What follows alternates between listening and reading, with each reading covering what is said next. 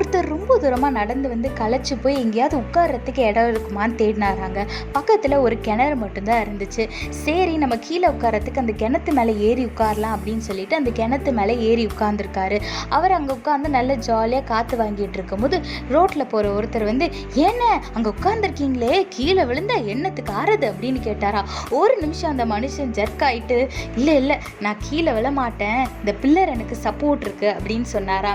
இதே மாதிரிதாங்க நம்மளோட வாழ்க்கையில் நம்ம பாட்டுக்கு ஏசப்பா நம்மளுக்கு கொடுத்த வழியில் அவர் கொடுத்த வாக்குத்தத்தத்தை பிடிச்சிட்டு நம்ம பாட்டுக்கு நடந்து போயிட்டு இருப்போம். போகிற போக்கில் இந்த மனுஷங்க எங்கேருந்து வருவாங்கன்னு தெரியாது, இந்த சத்துரு எப்படி எழும்பி வருவான்னு தெரியாது. ஆனால் ஏதாவது ஒரு வழியில் வந்து நம்மளை பயமூத்திடுவான். ஒருவேளை இந்த வாக்குத்தத்தம் நடக்கலைன்னா, ஒருவேளை ஏசப்பா உன்னை கைவிட்டுட்டாருன்னா, ஒருவேளை நீ செஞ்ச பாவத்தை ஏசப்பா மன்னிக்கலைன்னா என்ன பண்ணுவ அப்படின்னு சொல்லிட்டு நம்மளுக்குள்ள பல கேள்விகளையும் குழப்பங்களையும் நம்மளுக்குள்ள எழுப்பி விட்டுருவான். அதன் மூலம் நம்மளுக்கு வந்து ஒரு சில நேரம் டக்குன்னு ஒரு ஜர்க்கார மாதிரி ஒரு பயம் வரும். ஆனாலும் அந்த பயத்தை தாண்டி நம்மளோட நம்பிக்கை, நம்மளோட விசுவாசம் ஏசப்பா மேலே இருக்கும் போது யாராலையும் நம்மளை வந்து ஒன்றும் செய்ய முடியாது.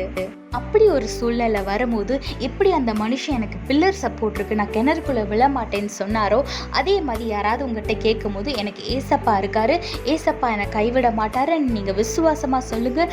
நிச்சயமாக கர்த்தர் உங்களை ஆசீர்வதித்து உங்கள் விசுவாசத்துக்கு ஏற்ற பலனை தருவார். வேதத்தில் பாருங்கள், சங்கீதம் 26:1 நான் கர்த்தரை நம்பியிருக்கிறேன், ஆகையால் நான் தள்ளாடுவதில்லைன்னு வேதத்தில் போட்டிருக்கு.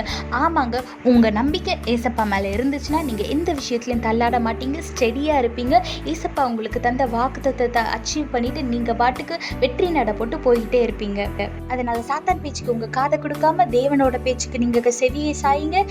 அவர் மேல நம்பிக்கை வைங்க, ஆசீர்வாதங்களை பெற்றுக்கொள்ளுங்க. கர்த்தர் உங்களோட கூட இருந்து உங்களை ஆசீர்வதித்து உங்களை பாதுகாத்து வழி நடத்துவாராக. ஆமென்.